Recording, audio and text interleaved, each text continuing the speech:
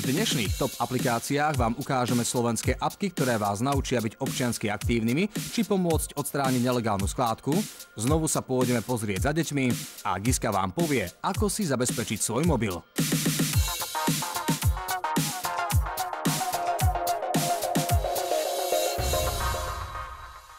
Apríl je v plnom prúde a jar klope na dvere neúprosnejšie ako podomový obchodník s lacnejšou energiou. Príroda sa prebúdza, vtáky vrieskajú, kvety voňajú a my si medzi týmito vôňami začíname uvedomovať aj nejaké zvláštne zápachy. A pritom si niektorí uvedomíme, že to u nás doma vyzerá takto. Ako prvú rozobrali strechu a do stien domu museli urobiť veľké otvory, aby mali kadiaľ vynášať neporiadok. Je čas upratať, vyhádzať staré haraburdie a odniesť ho na skladku. Samozrejme na legálnu skladku, pretože nie sme ľudské hyeny a len preto, že si chceme upratať u seba doma, musíme urobiť neporiadok niekde inde. Presne tento problém vytočil niekoľko ľudí a tí sa ho rozhodli vyriešiť. Samozrejme apkou. Som tu s Luciou Kellnerovou, ktorá je zodpovedná za marketing apky Trashout. Lucia, kde sme teraz? Momentálne sa nachádzame v Petržalke na ilegálnej skladke, ktorá je nedaleko železničnej stanice Petržalka. Ako sme ju našli, túto skladku? Našli sme ju prostredníctvom našej aplikácie Trashout, kde bola pred necelým týždňom označená ako ilegálna skladka a vlastne podľa súradníc. Je tu kopa vecí, tu je aj naznačené také triedenie, lebo tam vidím, že plasty, tu je to tak ako všeobecný odpad, tam sú také vyhodené staré tuje, tam je bioodpad. Aká je veľká podľa teba? Ako by si ju nazvala túto skladku veľkosťou? Tak môjim odborným okom, keď sa pozerám, tak by som jednoznačne povedala, že veľkosť je taká, že do dodávky asi. Pričom naša aplikácia vlastne toto dopredu hovorí, že môže si vybrať, či to je do dodávky, do furiku alebo do igelitky, keď označujete veľkosť. Na čo je dobre toto delenie? Tak dobre je to hlavne, keď sa nejaká organizácia alebo iniciatíva rozhodne tú skladku upratať, tak vie dopredu, či si zobrať auto alebo či stačí igelitka a môžu tam ísť iba rodičia na výlet s dieťaťom, pozbierajú to a ukážu, ako sa môže dieťa spraviť v budúcnosti. To je aký zaujímavá aktivita, že včera sme boli na plavárni, zajtra ideme do zoo, tak dneska pôjdeme vyčistiť skladku. No jasné, ale že treba ísť príkladom. Dobre, čo všetko táto apka vie robiť? Momentálne tá aplikácia slúži hlavne na lokalizáciu ilegálnych skladok a následne odosiela údaje e-mailom do obcí. Je to veľmi jednoduché, čiže iba si otvoríš aplikáciu, keď si pri tej skladke klikneš na označiť skladku, urobíš fotku, pomocou ikoniek si vlastne vybereš veľkosť a vyberieš si, aký je obsah tej skladky, čo vidíš, tak to naznačíš a vlastne aplikácia už sama odošle GPS súradnice a objaví sa to vlastne na našom webe na mape skladok. My spolupracujeme s organizáciou Let's Do It. Oni sú vlastne obrovská svetová organizácia, ktorá organizuje čistiace podujatia. A v roku 2018 majú takú víziu, že idú urobiť jeden čistiaci event v každej jednej krajine na celom svete. No a plánujú zapojiť, myslím, že 300 miliónov dobrovoľníkov a budú používať práve Trashout na to, aby chodili a vlastne čistili tie skladky. Ak chcete ísť vyhadzovať nejaký odpad zo svojho domu, urobte to na legálnu skladku, je to jednoduché a nebodaj, ak vám po tom upratovaní zostali nejaké sily, aplikácia Trashout vám pomôže, kde ich môžete investovať, môžete si nájsť najbližšiu skladku a vyčistiť si okolie bez toho, aby ste museli hľadať, kde čo urobiť. Tuto je roboty dosť. Už vieme, ako označiť nelegálnu skládku, aj ako zorganizovať BBB, teda Brigádu boja proti bordelu. Teraz by sa už mohli zobudiť aj kompetentní a tiež priložiť ruku k dielu. Veď to je vlastne ich robota, nie? Na parádu! Na to, aby sme upozornili zodpovedných na to, že niečo v našom okolí, v našej samospráve nie je v poriadku, slúži apka Odkaz pre starostu. Tá má veľmi jednoduché rozhranie.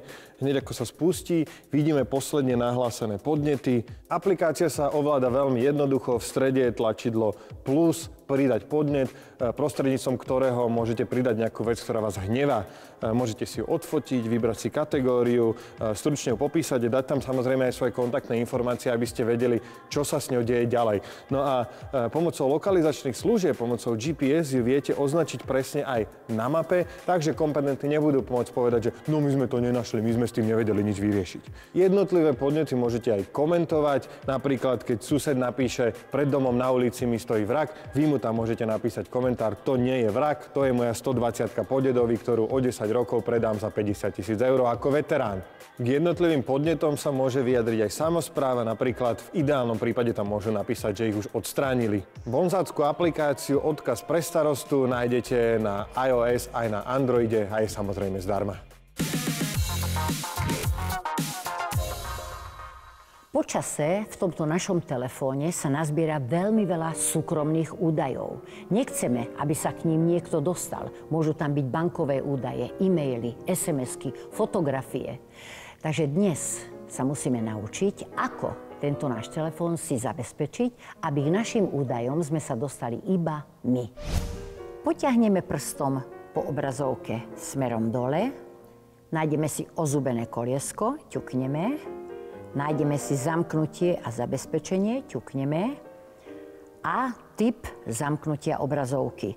Tu máme viac možností. Otlačky prstov, heslo, PIN kód. Ja som za PIN kód. Ťuknem a zadám si svoj PIN kód. Potvrdím OK. Dám to ešte raz, aby som sa ubezpečila, že som sa nepomýlila.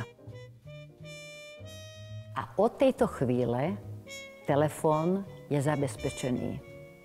A ku všetkým údajom sa dostanete iba vy, len nesmiete na ten PIN kód zabudnúť.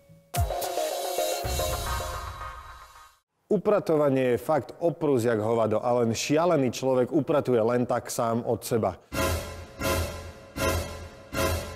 Ale možno, keby si mal na to nejakú apku, ktorá by ti s upratovaním pomohla, tak by ti to išlo lepšie.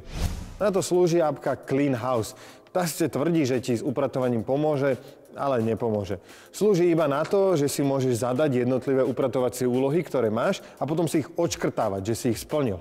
K jednotlivým úlohám si môžeš priradiť, ako často ich máš robiť. Napríklad raz za 3 dní, raz za týždeň, niektorý iba raz za mesiac. No a následne si tie veci môžeš odškrtnúť ako hotové. Takže keď pozametáš, tak si nielen pozametal, ale si to aj odškrtneš a máš dobrý pocit. Apka ti tiež umožňuje sledovať, kedy naposledy si nejakú konkrétnu vec robil a koľkokrát si tú už vec urobil. To je napríklad veľmi zaujímavé vedieť, že koľkokrát do roka si povysával izbu, nie? Aplikácia ťa samozrejme na každé jedno upratovanie upozorní a bude pípať až dovtedy, kým neodškrtneš. Áno, dobre, už som to urobil. Otravnejšie ako mama. Apka je dostupná pre Android s názvom Clean House a pre iOS existuje alternatíva s menom Toddy. Samozrejme, najideálnejšie je, keď nemusíte upratovať vôbec, lebo na to niekoho máte. Tak môžete iba sedieť na gauči a komandovať ho. Schnelle, schnelle, waschen, waschen. To není vaše, das ist meine Tasche. A aby ste pritom nemali pocit, že nič nerobíte, môžete si zahrať hru o upratovaní. Áno, po tom, čo už vymysleli apku, ktorá sleduje, kde ste boli na záchode, aplikáciu na vyhľadávanie ľudí, ktorí sa chcú pritúliť, alebo aplikácia, ktorá vám pri konkrétnom filme povie, kde je miesto, kedy sa môžete ísť bezpečne vyčúrať bez toho, aby ste niečo zmeškali. Existuje aj aplikácia, v ktorej sa hráte, že upratujete. Táto hra sa volá Clean Up Spa Salon. Je to veľmi jednoduché. Vy ste nejaké dievča, ktoré má na starosti jedno veľké wellness a to wellness musíte poupratovať. Ty kokos, kto už nechá takýto neporiadok pri bazéne? To čo sú tí ľudia? Aké zvieratá? Dobre, takže tu si zoberiem teraz špongiu a ňou takto vymopujem vodu. Aha, 50 bodov. Práve som chcel špongiou utrieť vankúš, čo ležal na zemi. Minus 5 bodov, pretože všetci vieme, že špongiou sa vankúše neutierajú. Ja sa v tom vôbec nevyznám. Ja neviem, kam sa tie veci jednotlivé ukladajú. Ja by som bol veľmi zlá upratovačka vo wellnessku. Záverom je, že táto hra je tak frustrujúca, že radšej pôjdete upratovať svoju detskú izbu, ako keby ste to mali dohrať do konca a možno to je aj jej účelom. Hru Clean Up Spa Salon a frustráciu do vašich životov si môžete stiahnuť pre iOS aj pre Android. A dnes tu sedíme s deckami a mám pre nich pripravených niekoľko vedomostných otázok, aby sme zistili, či nás naozaj táto generácia o chvíľku zožerie a bude nás ovládať cez mobily na ďalkové ovládanie. Čo je to Bluetooth? Cez to sa dá poslať nejaký obrázok alebo pesnička niekomu inému. Súhlasíš? No, dá sa cez to poslať aj hra, ale musia byť vlastne tie zariadenia spárované, pripojené k sebe. Pripája to zariadenie k zariadeniu. Čo je to NFC?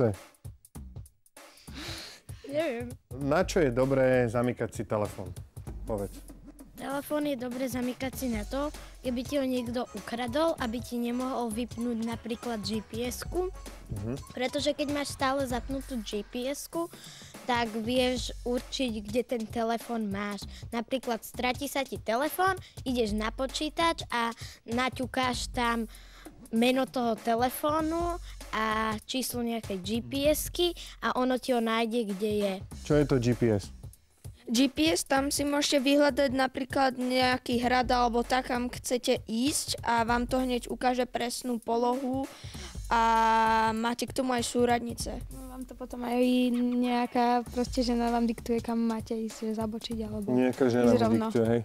No dobré, a ty tam máš tiež ženu a chlapa tam nemôže, chlapi nevedia, čo? Čiže to musí vždy žena. Oni to testovali, že čo je príjemnejšie počúvať ľuďom a zistili, že vlastne ženu je lepšie počúvať pre ľudí. Že je to lepšie ako mužský hlas. Tak. Dnes sme sa dozvedeli, že deti nevedia, čo je to NFC, ale zase sme zistili, že decká vedia, čo je to GPS-ka. No a samozrejme je im úplne jasné, že najlepšie sa naviguje so ženským hlasom, lebo ten sa príjemnejšie počúva. Ste hipster a narazili ste na jeden z najväčších súčasných problémov prvého sveta, teda plnú pamäť telefónu? Chcete si odfotiť mačiatko, váš urbánny, poctivý, raw a bio obed? Alebo kreatívnu fotku nôh na pláži, akú si ešte nikto v živote neurobil, aby všetci vedeli, že ste na dovolenke? Keď tu zrazu zistíte, že v telefóne nemáte miesto. No a uvoľniť vám ho pomôže aplikácia CCleaner. Aplikácia CCleaner je naozaj blbovzdorná, funguje úplne jednoducho, má dve tlačítka. Jedno je, že analyzovať, to stlačím teraz. Takže CCleaner zanalizuje, že čo všetko môže z telefónu vymazať. Jednak z pamäte, jednak z úložiska, kde sú stiahnuté súbory, čo ste stiahovali z internetu, nejaké veci, čo už Android nepotrebuje a tak ďalej a tak ďalej. Mali by to byť všetko veci, ktoré už naozaj nepotrebujete, nebude zasahovať do žiadnych vašich fotiek alebo videí ani ničoho dôležitého.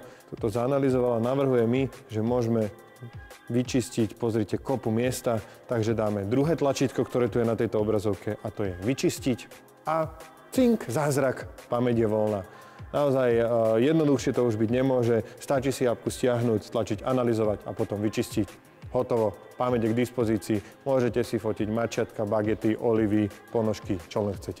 Aplikácia, ktorou si vyčistíte telefón pre Android sa volá CCleaner a pre iPhone Clean Doctor. Zbytočná apka, ktorú si predstavíme teraz, sa volá emulátor pračky na pranie. V princípe si najprv roztriedíte prádlo, pridáte do ňoho prášok na pranie a potom sa s ním snažíte s tým prádlom utekať čo najrýchlejšie do pračky. Takže teraz triedím prádlo. Neuveriteľné, sú tu 3 farby a ja som naozaj rozoznal tú správnu. Celá hra je vlastne iba o tom, že stlačíte jedno tlačítko stále dokola, čo je ideálne ovládanie pre ktoréhokoľvek muža, tak by mala fungovať každá pračka aj v reálnom živote, ale nie, oni tam dajú 500 tých tlačítiek. Ak máte v živote príliš veľa času a chcete si ho čo najviac zabiť, tak toto je hra pre vás. Stlačate jedno tlačítko, získavate body. Emulátor pračky nájdete pre iOS aj pre Android a je zdarma. Tak ako v prvom aj v druhom dieli nás čaká rubrika Hot telefónom. Prvá žena. Doteraz bolo hodených 31 a 33 metrov. Toto je náš odolný telefón, ktorý ti teraz odovzdávam. Koľko je tvoj typ? Chalani hodili 31 a 33. Jeden z tých chalanov som bol ja. No dobre, takže daj aspoň poriadny kus, takže nech sa páči, môžeš hádzať. Priprav sa a poď na to. Mobily boli hodené a my si poďme zmerať, ako ďaleko. Takže spúšťam nahrávanie a ideme. Výbornú skladkovú obuv. Ja si myslím, odporúčam pri čistení najmä. Toto je to, čo nosí na skladky. Dobre, tak už sme tu. Stopujem, pozerám štatistiku. 10 metrov. 10 metrov nevadí, ale pozri sa na náš telefón. Je v perfektnom stave, je akože trošku znečistený, ale stále funkčný. No a obligátnu selfie. Veľmi pekne. Dobre, už si v našej tabuľke. Ďakujeme ti za návštevu. Ahoj. Ďakujeme. Čau. To je z dnešnej show všetko. Sledujte nás aj o týždeň, kedy sa budeme rozprávať o záhrade a všetkom zelenom. A samozrejme aj o apkách, ktoré na záhrade využijete.